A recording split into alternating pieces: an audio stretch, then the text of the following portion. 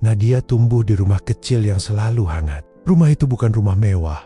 Lantainya papan kayu, dapurnya selalu penuh panci kecil, dan di teras ada pot bunga kemangi yang layu ketika musim panas tiba. Namun bagi Nadia, rumah itu adalah seluruh dunianya. Di sana ada tawa yang mudah, suara nyanyian Bu Sari saat menanak nasi, dan tangan kuat Pak Rudi yang selalu sigap memperbaiki barang yang rusak. Mereka memanggilnya anak, membelai rambutnya, menegur dengan lembut ketika ia nakal. Tidak ada yang tahu bahwa semua itu bermula dari keputusan yang dibuat di sebuah malam yang dingin, keputusan yang disimpan rapat di balik lemari. Sejak kecil, Nadia tahu satu hal pasti, ia dicintai. Ketika tetangga bertanya tentang Osalua Solnia, Bu Sari hanya menjawab, "Itu cerita panjang. Yang penting dia bagian dari keluarga kita." Pak Rudi menambahkan saja, "Yang penting dia anak kita." Kata-kata itu masuk ke kepala Nadia seperti batu bata yang disusun perlahan. Ia membangun hidupnya di atas fondasi kata-kata itu.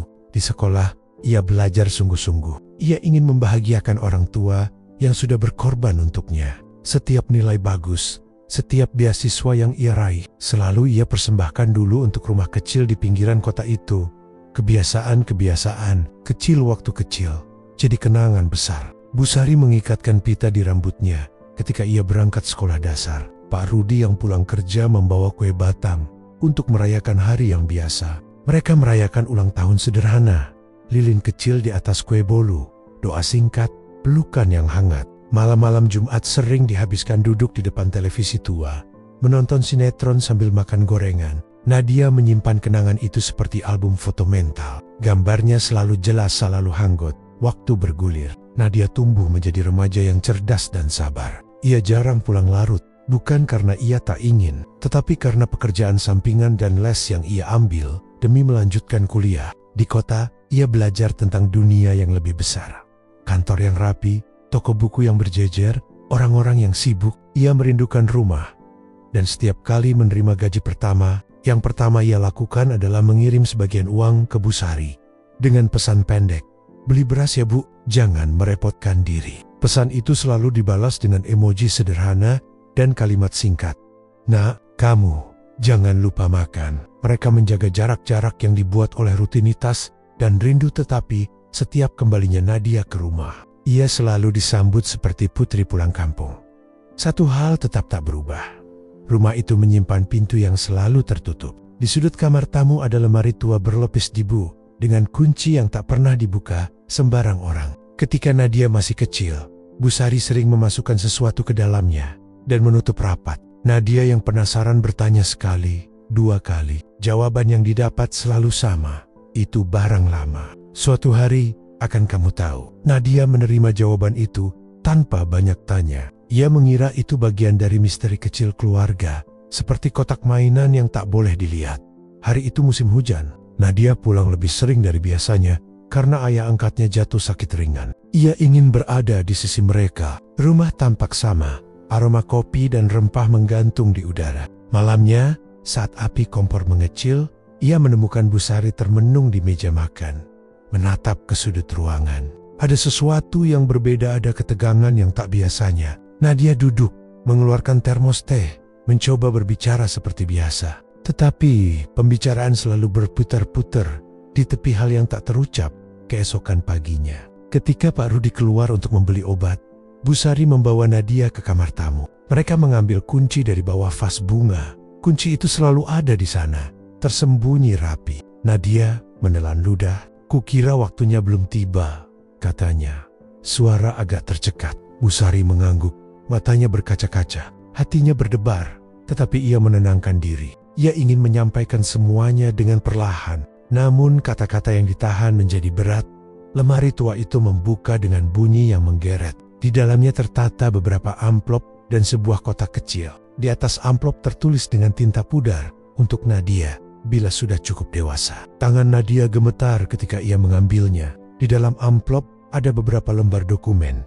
Surat kelahiran, selembar catatan singkat, dan gelang rumah sakit yang sedikit berkarat. Surat kelahiran itu bukanlah yang ia kenal selama ini. Ada nama lain yang tertera, nama yang asing di telinganya, nama orang tua kandung yang tidak pernah ia dengar. Di samping itu, selembar kertas bertuliskan huruf tangan yang rapi. Kami menitipkan anak ini ke panti semata-mata karena keadaan. Jika kelak ia dibesarkan oleh orang lain, semoga ia mendapatkan kebahagiaan. Tulisan itu ditandatangani nama yang tak bermakna baginya.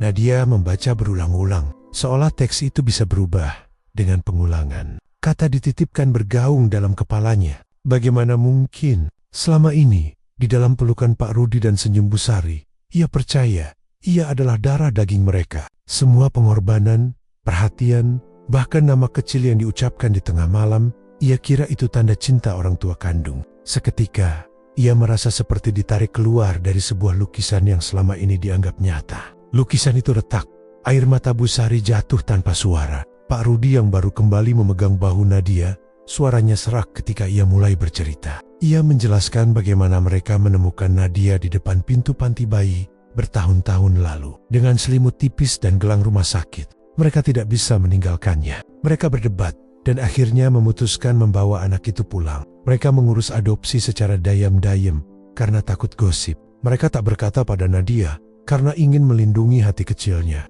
"Kami takut kamu merasa berbeda," ujar Bu Sari.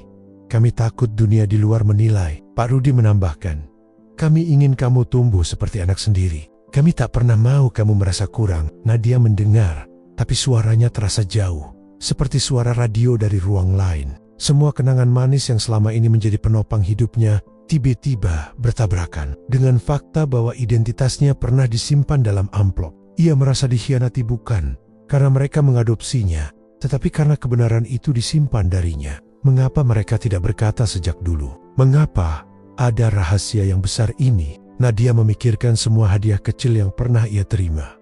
Semua nasihat, semua malam, ketika Bu Sari menyeka air matanya. Semua itu terasa kini diselimuti beang-beang kebohongan. Di tengah kebingungan itu, Nadia merasakan kemarahan yang aneh, bukan hanya sedih. Kemarahan pada kesunyian yang lama disimpan, pada keputusan yang diambil untuk menutupi kenyataan. Ia berdiri, meletakkan surat-surat itu ke meja, dan memandang kedua orang yang selama ini ia panggil ibu dan ayah. Mata mereka penuh kesalahan dan penyesalan. Nadia ingin bertanya lebih banyak. Ingin tahu siapa orang tua kandungnya, mengapa menyerahkan, apa yang terjadi pada mereka. Namun pada saat itu kata-kata tidak keluar. Ada jurang di antara mereka yang baru saja terbuka. Malam itu Nadia tidur dengan amplop di samping bantalnya. Di luar, hujan turun pelan, meninju jendela dengan ritme yang menenangkan sekaligus menghantui. Ia memikirkan masa depan. Apakah ia akan membawa kabar ini ke Monmen, ke kantor, atau menyimpannya sendiri? Di benaknya tumbuh benih baru pertanyaan yang belum menemukan jawaban. Babak baru hidupnya akan dimulai besok, dan Nadia tahu sesuatu di dalam dirinya sudah berubah. Pagi itu rumah terasa berbeda. Biasanya Nadia akan bangun dengan semangat, mencium tangan Bu Sari yang sibuk di dapur, dan mendengar suara Pak Rudi yang menyalakan radio tua. Tetapi hari itu, kehangatan rumah yang ia kenal berubah menjadi ruang asing yang penuh dengan tanda tanya. Nadia duduk lama di ranjang, menatap amplop yang kini tergeletak di meja kecil. Dokumen itu seperti duri sekecil apapun, ia tetap menancap dan menyakitkan. Saat ia keluar kamar, Bu Sari sedang menyiapkan sarapan. Wajahnya pucat, matanya sembab karena tangis semalam. Pak Rudi hanya duduk diam di kursi, menatap meja makan tanpa selera. Ketika Nadia masuk, suasana langsung hening. Tidak ada sapaan riang seperti biasanya. Tidak ada pertanyaan, "Mau sarapan apa, Nak?" atau "Bagaimana tidurmu tadi malam?" Yang ada hanya rasa canggung yang menebal. Seolah-olah mereka semua tahu ada jurang besar di tengah meja. "Jadi, kalian sengaja menutupi semua ini dari aku?" tanya Nadia. Akhirnya memecah kesunyian. Suaranya tidak keras, tetapi tajam. Bu Sari menunduk. Tangannya gemetar saat menuang teh. "Iya, Nak. Maafkan kami. Kami tidak ingin kamu merasa berbeda dari anak-anak lain. Kami hanya ingin kamu merasa utuh, merasa punya rumah." Nadia mendengus pelan. "Tapi kenapa harus bohong? Kenapa harus menyimpan semuanya seperti ini? Aku berhak tahu dari dulu." Pak Rudi mencoba menenangkan. "Kami tidak pernah bermaksud bohong. Kami hanya ingin melindungimu. Kamu terlalu kecil waktu itu. Kami pikir kalau sudah cukup dewasa, kamu akan lebih siap." "Siap?" Nadia meninggikan suara. "Lihat aku sekarang. Apa aku kelihatan siap?" Hening kembali merayap masuk. Bu Sari menahan air mata yang hampir jatuh lagi. Sementara itu, Nadia menatap kedua orang tua angkatnya dengan tatapan yang tak pernah mereka lihat sebelumnya tajam, penuh kekecewaan. Sejak hari itu, sikap Nadia berubah. Ia masih tinggal di rumah, tapi jarak di antara mereka semakin terasa. Jika dulu ia selalu membantu Busari mencuci piring, kini ia lebih sering mengurung diri di kamar. Jika dulu ia bercerita panjang lebar tentang pekerjaannya, kini ia hanya menjawab singkat. Nadia seakan membangun dinding tinggi, menahan segala bentuk perhatian yang mereka coba berikan. Di tempat kerja, pikirannya pun kacau. Ia sulit berkonsentrasi, sering melamun di depan layar komputer. Rekan-rekannya bertanya apakah ia baik-baik saja, tetapi Nadia hanya tersenyum kaku. Hatinya penuh dengan pertanyaan yang tak kunjung menemukan jawaban. Siapa sebenarnya orang tua kandungnya? Mengapa mereka meninggalkannya? Dan kenapa Busari dan Pak Rudi memilih untuk menyembunyikan semuanya? Semakin lama, rasa penasaran itu berubah menjadi amarah. Nadia merasa hidupnya seperti sandiwara. Semua kenangan yang dulu ia anggap indah, kini terasa palsu. Senyum mereka, pelukan mereka, bahkan kata anak yang selama ini terdengar manis, kini terasa kosong. Seakan-akan mereka hanya memainkan peran. Suatu malam, Nadia memberanikan diri bertanya lebih jauh. Bu, Pak, kalau kalian bukan orang tua kandungku, kenapa kalian ambil aku? Kenapa tidak biarkan aku di panti saja? Tanyanya dengan suara bergetar. Pak Rudi menatapnya dalam. Karena kami tidak tega. Waktu kamu ditinggalkan begitu saja. Kami merasa kalau kami tidak mengambilmu, mungkin kamu tidak akan tumbuh sekuat ini. Kami benar-benar menganggapmu anak, Nadia. Bukan sekadar titipan, namun jawaban itu tidak memuaskan hati Nadia. Baginya, cinta yang mereka berikan kini tercampur dengan kebohongan. Ia mulai memandang mereka bukan lagi sebagai ayah dan ibu, melainkan hanya sepasang orang asing yang kebetulan membesarkannya. Hari-hari berikutnya, jarak semakin melebar. Nadia mulai jarang pulang, memilih tinggal lebih lama di kota. Ketika ia pulang pun, ia jarang menyapa. Rumah yang dulu hangat kini terasa dingin. Pak Rudi dan Busari hanya bisa saling menatap, bertanya-tanya apakah mereka telah menghancurkan segalanya dengan kebenaran yang seharusnya membawa kelegaan. Namun benih amarah itu tidak berhenti di situ. Diam-diam, Nadia mulai berpikir tentang masa depannya. Ia tahu Pak Rudi dan Busari memiliki tanah warisan kecil di desa, rumah sederhana, dan sedikit tabungan. Selama ini, ia menganggap semua itu akan ia jaga sebagai bentuk balas budi. Tapi kini, pikirannya berubah. Kalau mereka bukan orang tuaku, kenapa aku harus berhutang budi? Semua pada akhirnya milik siapa? Kenapa bukan milikku sepenuhnya? Pikiran itu mula-mula hanya bisikan kecil. Tapi semakin hari, semakin sering ia mengulangnya dalam hati. Bisikan itu berubah menjadi keyakinan. Keyakinan yang pelen-pelen membuat hatinya mengeras di malam-malam yang sepi. Nadia berbaring dengan mata terbuka, menatap langit-langit. Di kepalanya, masa depan yang ia bayangkan berubah. Bukan lagi masa depan di mana ia membahagiakan Busari dan Pak Rudi, melainkan masa depan di mana ia berdiri sendiri. Dengan segala yang mereka punya berada di bawah kendalinya. Ia mulai meyakinkan dirinya bahwa apapun yang sudah mereka lakukan tidak cukup untuk menutupi kenyataan. Mereka hanyalah orang asing yang kebetulan merawatnya. Hati Nadia yang dulu lembut dan penuh syukur, kini mulai dikuasai perasaan pahit. Ia belum sepenuhnya menyadari arah yang akan ia pilih. Tetapi satu hal sudah pasti, pandangannya terhadap Busari dan Pak Rudi tak akan pernah sama lagi. Dan tanpa mereka sadari, hubungan yang dulu terikat erat oleh kasih sayang, kini retak perlahan retakan yang suatu saat bisa hancur berantakan. Hari-hari di rumah semakin dingin, bukan karena hujan deras yang akhir-akhir ini turun hampir setiap malam, melainkan karena hati Nadia yang kian menjauh dari orang tua angkatnya. Ia tidak lagi melihat Busari dan Pak Rudi sebagai sumber kasih sayang, melainkan sebagai penghalang yang selama ini menyembunyikan hidupnya. Suatu malam, saat makan malam, percakapan kecil yang biasa terdengar ringan berubah menjadi pertengkaran. Nadia, kamu jarang sekali pulang. Kamu sehat, nak? Tanya Busari dengan suara hati-hati. Aku sehat, jawab Nadia singkat. Matanya tak beranjak dari piring. Kami khawatir, sambung Pak Rudi pelan. Nadia mendongak, tatapannya tajam. Khawatir? Kenapa khawatir? Kalian bukan orang tua kandungku. Aku bisa urus diriku sendiri. Kalimat itu menghantam Busari seperti palu. Wanita itu terdiam, wajahnya pucat. Sendok yang digenggamnya hampir jatuh. Pak Rudi menghela napas panjang. Nadia, jangan bicara begitu. Walau kami bukan orang tua kandungmu, tapi kami yang merawatmu sejak bayi. Tidakkah itu berarti sesuatu? Berarti apa? Kalian tetap bukan darah dagingku, seru Nadia. Suaranya meninggi. Suasana makan malam itu pecah. Setelah itu, Nadia masuk ke kamar dan membanting pintu. Busari menangis diam-diam, sementara Pak Rudi hanya bisa duduk dengan wajah pasrah. Beberapa minggu kemudian, perasaan Nadia semakin mengeras. Ia mulai melihat rumah itu dengan pandangan berbeda. Bagi dirinya sekarang, rumah, tanah, dan sedikit tabungan yang dimiliki orang tua angkatnya bukan lagi simbol perjuangan keluarga, melainkan harta yang sewajarnya menjadi miliknya. Mereka bukan darahku, tapi aku yang selama ini tinggal dan tumbuh di sini. Jadi, bukankah semua ini seharusnya jadi milikku? Pikir Nadia berulang kali. Kesempatan datang ketika suatu sore, seorang kerabat jauh Pak Rudi, paman tua bernama Dharma, berkunjung. Paman Dharma bercerita bahwa tanah keluarga di desa akan segera diwariskan. Rudi, tanah itu nanti akan jatuh ke tanganmu, tapi kamu harus cepat mengurus suratnya. Jangan sampai terlambat. Nadia yang mendengar pembicaraan itu langsung terdiam lama. Matanya menatap Pak Rudi dan Busari yang sibuk mendiskusikan surat-surat. Saat itu juga, dalam hati Nadia tumbuh niat. Tanah itu seharusnya untukku, bukan untuk mereka.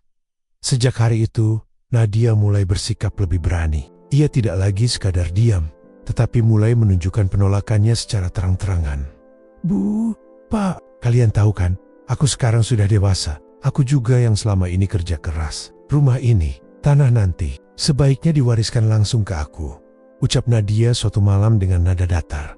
Pak Rudi terkejut. Apa maksudmu, Nat? Kami masih hidup. Warisan itu nanti, setelah kami tiada. Nadia mendengus. Kenapa harus menunggu kalian tiada? Kalian toh bukan orang tuaku. Apa hak kalian menahan semua itu? Kalau kalian benar-benar sayang padaku, seharusnya kalian berikan sekarang juga. Suasana menjadi tegang. Busari menutup mulutnya. Air matanya mengalir tanpa bisa ditahan. Ia tidak menyangka anak yang ia rawat dengan sepenuh cinta bisa berkata setega itu. Pak Rudi menatap Nadia tajam. Nadanya bergetar. Nadia, jangan durhaka. Jangan buta hati hanya karena harta. Kami merawatmu bukan untuk dibalas dengan ini. Tapi Nadia tidak bergeming. Kata-kata ayah angkatnya justru membuat hatinya semakin panas. Kalian pikir aku bodoh? Kalian sembunyikan kebenaran selama bertahun-tahun. Sekarang kalian mau mengatur hidupku lagi? Aku sudah cukup lama dibohongi. Mulai sekarang, aku tidak akan lagi menganggap kalian orang tuaku. Malam itu, Nadia meninggalkan rumah dengan perasaan penuh amarah. Ia pergi ke kota, tinggal di kos kecil, dan mulai mencari cara untuk merebut hak yang ia yakini miliknya. Dalam pikirannya, Busari dan Pak Rudi hanyalah penghalang. Sementara itu, di rumah kecil yang semakin sepi, Busari menangis hampir setiap malam. Ia merindukan putri yang dulu manis dan penuh kasih. Pak Rudi berusaha kuat, tapi dalam hatinya ia hancur. Mereka hanya bisa berharap suatu hari nanti, Nadia menyadari bahwa cinta orang tua tidak selalu harus lahir dari darah yang sama. Namun bagi Nadia, jalan yang ia pilih sudah jelas. Ia tidak lagi ingin melihat mereka sebagai keluarga. Ia hanya melihat mereka sebagai orang asing yang kebetulan membesarkannya. Dan sebentar lagi, orang asing yang harus menyerahkan semua yang mereka miliki kepadanya. Dengan api kebencian dalam hati Nadia yang semakin besar. Sementara Busari dan Pak Rudi hanya bisa pasrah menghadapi anak yang mereka cintai kini berubah menjadi sosok asing. Sejak memutuskan pergi dari rumah, Nadia seolah menjadi orang lain.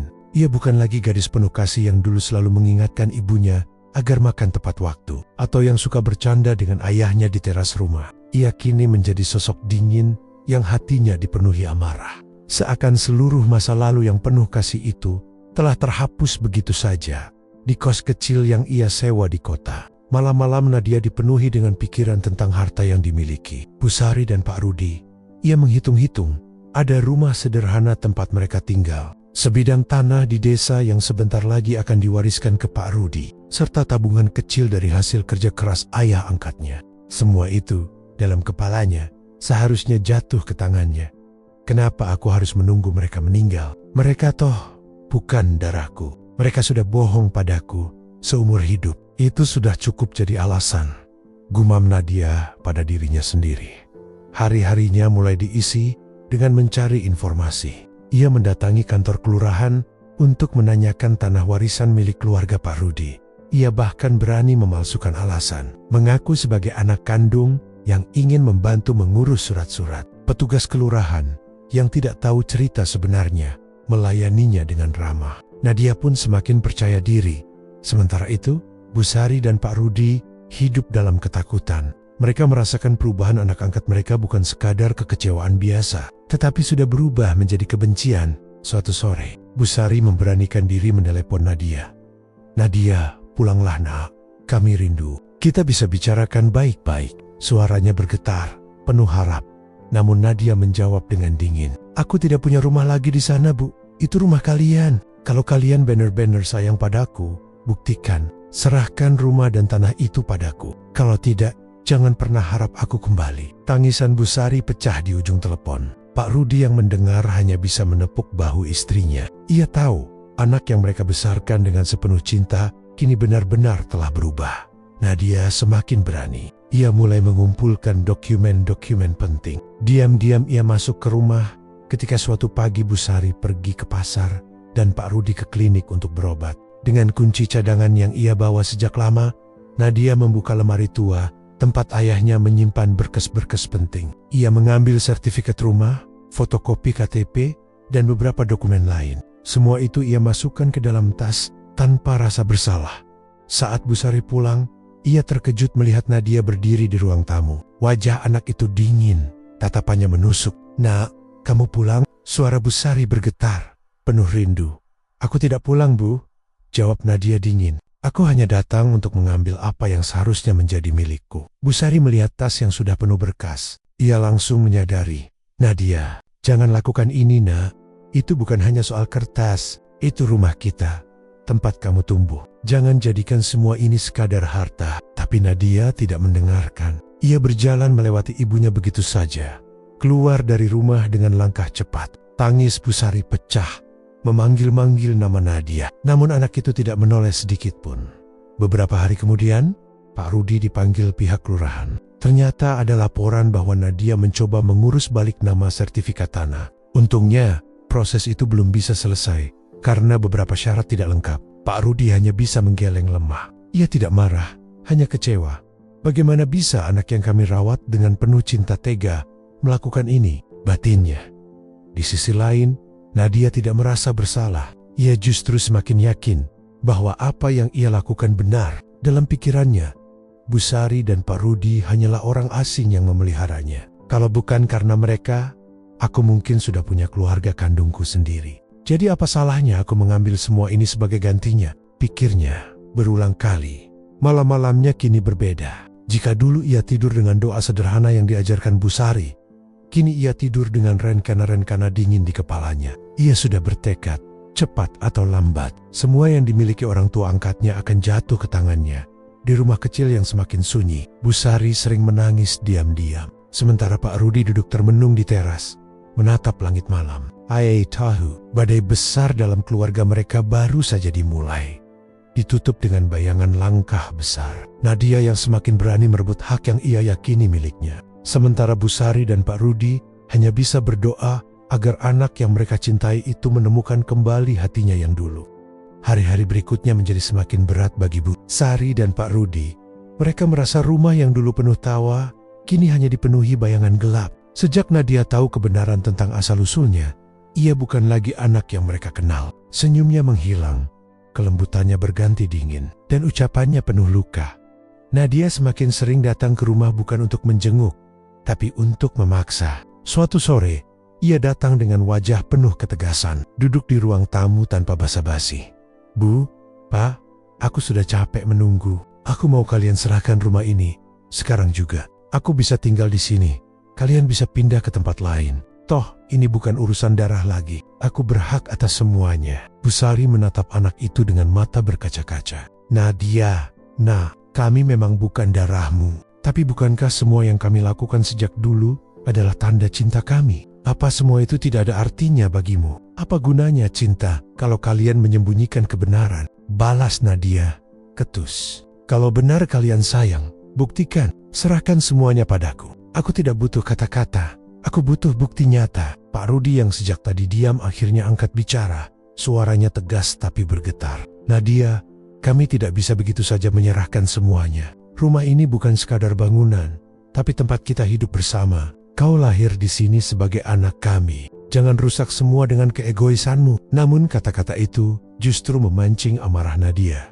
Ia berdiri menanjuk-nanjuk ke arah ayah angkatnya. Cukup, jangan panggil aku anakmu lagi. Aku bukan darahmu. Aku tidak pernah minta kalian merawatku. Kalau kalian benar-benar tulus, sekarang waktunya buktikan dengan menyerahkan semuanya padaku. Kalau tidak, jangan salahkan aku kalau aku mengambil jalan lain. Malam itu, Bu Sari menangis sampai tubuhnya gemetar. Ia merasa anak yang selama ini ia besarkan dengan penuh kasih banner-banner telah pergi, digantikan oleh sosok asing yang hanya memikirkan harta. Pak Rudi, meski hatinya remuk, mencoba tegar. Ia tahu, semakin mereka menolak, semakin keras Nadia akan menekan. Beberapa hari kemudian, Nadia benar-benar nekat. Ia mendatangi seorang notaris dengan membawa dokumen-dokumen yang dulu sempat ia ambil. Dengan penuh keberanian, ia meminta agar rumah dan tanah itu segera dibalik nama. Namun, notaris menolak karena dokumen tidak lengkap dan masih ada tanda tangan pemilik asli yang dibutuhkan. Kegagalan itu membuat Nadia semakin kalap. Ia kembali pulang dengan amarah yang membara. Begitu tiba di rumah, ia langsung berteriak, "Bu, Pak, kalian pikir aku tidak bisa apa-apa tanpa tanda tangan kalian? Aku bisa buat kalian keluar dari rumah ini. Kalau aku mau." Bu Sari mencoba menenangkan dengan suara parau. "Nadia, jangan begitu. Kami hanya ingin kau bahagia. Harta ini tidak akan ada artinya kalau hatimu dipenuhi kebencian. Pulanglah ke hati yang dulu penuh kasih." Namun kata-kata itu hanya dianggap angin lalu. Nadia semakin keras. Ia mulai membawa orang luar, seorang kenalan yang mengaku bisa membantu mengurus sertifikat dengan cara cepat. Mereka bahkan masuk ke rumah, membuka-buka lemari, dan menggeledah seakan rumah itu milik mereka. Pak Rudi marah besar. "Keluar kalian dari rumah saya. Jangan berani-berani lagi mengganggu ke tempat ini," teriaknya dengan wajah merah. Nadia justru balik berteriak, "Ini rumahku. Aku punya hak lebih daripada kalian. Kalian cuma orang asing yang kebetulan merawatku." Kalimat itu menusuk hati Bu Sari paling dalam. Wanita itu jatuh, terduduk, menangis sejadi-jadi. Tangisnya pecah, mengulang satu kalimat, "Kami hanya ingin kamu bahagia. Nak, kami hanya ingin kamu bahagia." Sejak hari itu, hubungan mereka hancur lebur. Nadia tidak lagi menyembunyikan niatnya. Ia terang-terangan mengatakan bahwa ia akan merebut semua yang dimiliki orang tua angkatnya. Ia bahkan mengancam akan menuntut ke pengadilan jika mereka tidak menyerahkan harta secara sukarela. Pak Rudi hanya bisa duduk termenung di teras rumah, menatap langit malam yang kelam. Dalam hatinya ia berdoa, "Ya Tuhan, apakah ini balasan dari cinta kami? Anak yang kami besarkan dengan seluruh jiwa kini menolak kami seperti orang asing." Sementara itu, Bu Sari semakin lemah. Tangisnya tak pernah berhenti. Tubuhnya makin kurus dan kesehatannya menurun drastis. Luka di hatinya jauh lebih sakit daripada luka fisik manapun. Dan di tengah semua itu, Nadia justru merasa semakin kuat. Ia merasa dirinya sedang berdiri di atas kebenaran. Baginya, merebut harta dari orang asing bukanlah dosa, melainkan hak yang seharusnya ia perjuangkan. Dengan gambaran keluarga yang dulu penuh kasih, kini benar-benar hancur. Bu Sari dan Pak Rudi hidup dalam kesedihan mendalam, sementara Nadia semakin jauh, tenggelam dalam ambisinya yang gelap. Rumah kecil itu kini benar-benar berbeda. Dulu, suara tawa Bu Sari saat memasak, bercanda Pak Rudi di teras, dan canda tawa Nadia memenuhi setiap sudut. Kini yang terdengar hanya kesunyian. Kursi goyang di teras dibiarkan kosong, dapur tidak lagi ramai, dan meja makan jarang disentuh. Seolah rumah itu ikut merasakan luka yang mendalam. Bu Sari adalah yang paling terpukul. Setiap malam ia menangis tanpa suara. Matanya sembab, tubuhnya semakin kurus. Nafsu makannya hilang. Ia hanya minum teh hangat dan beberapa suap nasi. Seringkali, ia duduk lama di kamar Nadia yang kosong, memegang bantal anak itu, berharap seandainya waktu bisa diputar kembali. "Kenapa Tuan?" bisiknya pelan. "Apa salah kami membesarkannya? Kenapa anak yang kami sayang kini tega membuang kami?" Pak Rudi mencoba tegar. Ia masih bekerja seadanya, masih mencoba menyiapkan makanan untuk istrinya. Namun di balik wajahnya yang tenang, hatinya remuk. Setiap kali melihat istrinya menangis, Ia merasa gagal sebagai seorang suami sekaligus ayah. Suatu pagi, ketika Pak Rudi hendak membuatkan bubur, ia mendengar suara benda jatuh di kamar. Ia bergegas masuk dan mendapati Bu Sari tergeletak di lantai, tubuhnya lemas, napasnya tersengal. "Sari!" teriak Pak Rudi panik. Ia segera mengangkat istrinya ke ranjang dan memanggil tetangga untuk membantu membawanya ke klinik terdekat. Dokter mengatakan Bu Sari mengalami tekanan darah tinggi akibat stres berat dan kelelahan. Dia terlalu banyak memikirkan sesuatu. Kata dokter, kalau terus dibiarkan, kondisinya bisa memburuk. Dia butuh istirahat, ketenangan, dan dukungan dari orang terdekat. Pak Rudi hanya bisa mengangguk. Ia tahu betul apa yang membuat istrinya sakit. Bukan usia, bukan makanan, tapi luka batin karena sikap Nadia. Beberapa hari kemudian, kabar itu sampai ke telinga Nadia. Awalnya, ia tidak peduli. Namun ketika seorang tetangga menelepon dan berkata, "Nadia, ibumu jatuh sakit. Sebaiknya kamu pulang." Ada sedikit getaran di dadanya. Ia pulang, tapi bukan dengan wajah penuh iba. Ia masuk ke rumah dengan langkah tergesa, langsung menuju kamar. Bu Sari terbaring lemah, matanya sayu, wajahnya pucat. Begitu melihat Nadia, air matanya mengalir. "Nak, kamu..." Suaranya lirih, nyaris tak terdengar. Nadia berdiri di samping ranjang, menatap ibunya dengan tatapan campuran antara iba dan dingin. "Aku dengar ibu sakit, tapi ini semua salah ibu sendiri. Kalau dari dulu jujur, mungkin aku tidak akan begini." Bu Sari mencoba tersenyum meski air matanya mengalir. "Maafkan kami, Nah. Kami hanya ingin melindungimu. Semua yang kami lakukan hanya karena kami sayang." Nadia terdiam sejenak, hatinya bergejolak. Ada bagian kecil dari dirinya yang ingin memeluk ibunya, menangis bersama, dan kembali seperti dulu. Tapi suara lain di dalam hatinya lebih keras. "Jangan tertipu, mereka bukan darahmu. Semua ini hanya sandiwara." Alih-alih mengulurkan tangan, Nadia justru berkata dingin, "Kalau benar sayang, buktikan. Serahkan semua harta itu padaku." Aku tidak ingin hanya mendengar kata-kata lagi. Tangis Bu Sari pecah. Ia menutup wajahnya dengan tangan, tubuhnya bergetar. Pak Rudi yang berdiri di pintu tak tahan lagi. "Kukap, Nadia," serunya keras. "Apakah kau tidak punya hati? Ibumu sakit karena memikirkanmu, tapi kau masih tega bicara begitu? Apa semua yang kami lakukan untukmu selama ini tidak ada artinya?"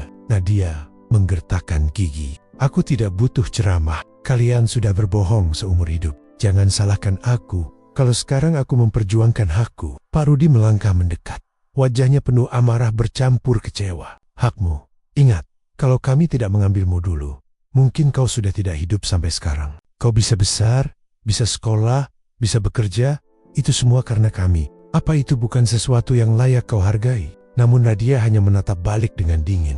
"Itu pilihan kalian, bukan aku yang minta. Jadi jangan berharap aku berterima kasih." Malam itu, setelah Nadia pergi lagi, Bu Sari jatuh sakit lebih parah. Tubuhnya menggigil. Napasnya semakin berat. Pak Rudi menjaga semalaman, tidak tidur sedikit pun. Dalam hati ia hanya berdoa agar istrinya kuat melewati badai ini.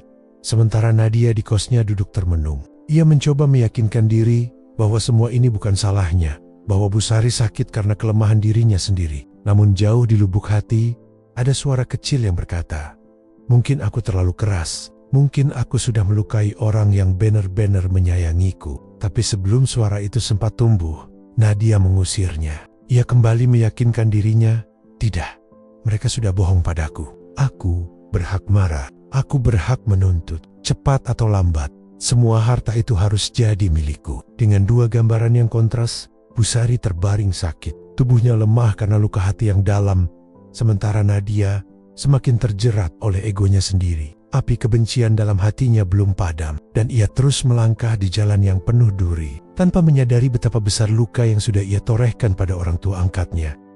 Malam itu hujan turun deras, membasahi jalan-jalan sepi di kampung. Di rumah kecil yang semakin rapuh itu, Pak Rudi mondar-mondir dengan wajah gelisah. Bu Sari terbaring di ranjang, tubuhnya semakin lemah, napasnya pendek-pendek, wajahnya pucat pasi. Sejak Nadia terakhir datang dengan kata-kata yang menusuk hati, kondisi Bu Sari makin memburuk. "Bertahanlah Sari, tolong jangan tinggalkan aku," bisik Pak Rudi sambil menggenggam tangan istrinya. Air mata pria tua itu jatuh, meski ia berusaha menahannya. Ia tidak ingin istrinya melihat ia rapuh, tapi hatinya terlalu hancur. Ia merasa perjuangan mereka membesarkan Nadia selama ini seakan tak berarti. Tetangga-tetangga sudah menyarankan agar Busari dibawa ke rumah sakit besar. Namun, biaya yang dibutuhkan tidak sedikit. Tabungan mereka sebagian besar sudah digunakan untuk kebutuhan sehari-hari. Apalagi setelah rumah dan tanah mulai beralih nama ke Nadia. Pak Rudi duduk di kursi kayu, wajahnya menatap kosong. Dalam hati ia berdoa, "Tuhan, kalau memang waktunya, tolong kuatkan aku. Tapi kalau masih ada kesempatan, tolong bukakan hati anak itu. Jangan biarkan kami berpisah dalam keadaan begini." Sementara itu, Nadia tengah duduk di apartemen kecil yang ia sewa setelah berhasil menjual sebagian tanah peninggalan orang tuanya. Kini ia hidup dengan lebih mewah, membeli pakaian baru, gawai terbaru, dan sesekali makan di restoran mahal. Tapi anehnya, semakin ia mendapatkan semua yang ia inginkan, hatinya tidak semakin tenang. Malam itu, saat hujan turun, ia membuka lemari dan menemukan sebuah kotak kecil. Kotak itu adalah satu-satunya barang yang ia bawa dari rumah orang tua angkatnya. Tanpa sengaja terselip di koper ketika dibuka, ia menemukan album foto lama. Foto-foto masa kecilnya bersama Bu Sari dan Pak Rudi. Ada gambar ia belajar naik sepeda dengan Pak Rudi yang berlari di belakangnya. Ada foto ulang tahunnya ketika Bu Sari membuatkan kue sederhana dengan lilin seadanya. Ada pula foto ketika mereka bertiga berlibur ke pantai dengan wajah penuh tawa. Nadia menatap lama foto-foto itu. Dadanya tiba-tiba sesak. Air matanya jatuh tanpa ia sadari. Apakah mereka benar-benar hanya orang asing? Pikirnya, kalau benar orang asing, kenapa mereka berkorban begitu besar untukku? Kenapa mereka terlihat begitu tulus? Namun rasa gengsi dan amarahnya masih menahan hatinya. Ia menutup album itu cepat-cepat, seolah tak ingin terbawa perasaan. Tapi bayangan wajah pucat Busari terus menghantuinya. Keesokan paginya, kabar buruk datang. Seorang tetangga menelepon Nadia dengan suara tergesa. "Nadia, cepatlah pulang. Ibumu, Busari, kondisinya semakin kritis. Mungkin ini saat terakhir." Nadia terdiam, tubuhnya gemetar. Telepon itu hampir jatuh dari tangannya. Hatinya panik, tapi egonya masih berbisik. "Kalau aku pulang, apa gunanya? Mereka toh bukan orang tuaku." Namun semakin ia mencoba menolak, semakin kuat rasa bersalah menusuk hatinya. Tanpa sadar, ia berlari keluar, menghentikan taksi, dan menuju rumah lamanya dengan hati kalut.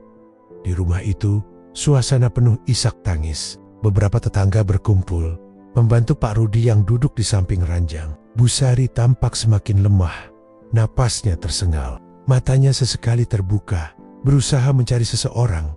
Begitu Nadia masuk, seluruh mata menoleh padanya. Suasana hening. Pak Rudi menatapnya dengan tatapan tajam, bercampur kecewa dan harap. "Nadia," suara Busari pelan, nyaris tak terdengar. "Kau pulang." Nadia melangkah mendekat, lututnya gemetar. Ia berlutut di samping ranjang, menggenggam tangan Busari yang dingin. Air matanya jatuh deras. "Ibu, maafkan aku." Suara Nadia pecah. "Aku salah. Aku terlalu keras. Aku buta karena amarahku.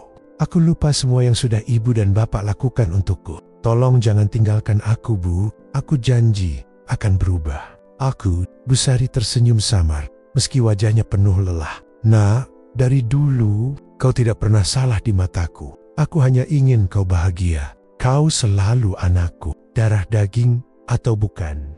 Kau tetap Nadiaku." Air mata Nadia semakin deras. Ia memeluk ibunya erat-erat. "Ibu, jangan pergi. Aku butuh ibu." Namun sesaat setelah kata-kata itu terucap, genggaman tangan Busari perlahan melemah. Senyum tipis masih tersisa di wajahnya, sebelum matanya tertutup untuk selamanya. "Ibu, jangan tinggalkan aku, Ibu!" teriak Nadia histeris. Pak Rudi menutup wajahnya dengan tangan. Tangisnya pecah. Tetangga-tetangga hanya bisa menangis melihat pemandangan itu. Hari pemakaman menjadi hari tergelap bagi Nadia. Ia berdiri di samping liang lahat, tubuhnya lemas, air matanya tak berhenti jatuh. Ia merasa seluruh dunia runtuh. Semua harta yang ia miliki mendadak tak ada artinya. Rumah, tanah, uang, semuanya terasa kosong tanpa kasih sayang Busari. Setelah pemakaman, Nadia duduk termenung di teras rumah. Pak Rudi menghampirinya dengan langkah berat. "Nadia," suaranya serak, "ibumu selalu menganggapmu anaknya sampai napas terakhirnya. Tapi, kau sendiri yang memilih menjauh. Kini terserah padamu. Apakah kau ingin terus hidup mengejar harta? Atau kau ingin benar-benar memahami apa arti keluarga? Nadia terdiam, tak mampu menjawab. Hatinya terasa hancur berkeping-keping. Ia baru menyadari, penyesalan selalu datang terlambat. Kehilangan Busari menjadi pukulan terbesar bagi Nadia. Semua keserakahan, kemarahan, dan keegoisan yang ia pertahankan kini terasa sia-sia. Ia menyadari, orang tua bukan sekadar darah dan gen, melainkan kasih sayang yang tulus tanpa pamrih. Namun sayangnya, kesadaran itu datang ketika semuanya sudah terlambat. Nadia hanya bisa menangis di malam-malam sepi, memeluk album foto yang dulu sempat ia abaikan. Dalam hatinya, ia tahu harta bisa dicari kembali, tapi kasih seorang ibu takkan pernah tergantikan. Dan sejak hari itu, Nadia hidup dengan satu luka yang tak pernah sembuh. Luka penyesalan karena telah mengkhianati cinta yang paling murni dalam hidupnya.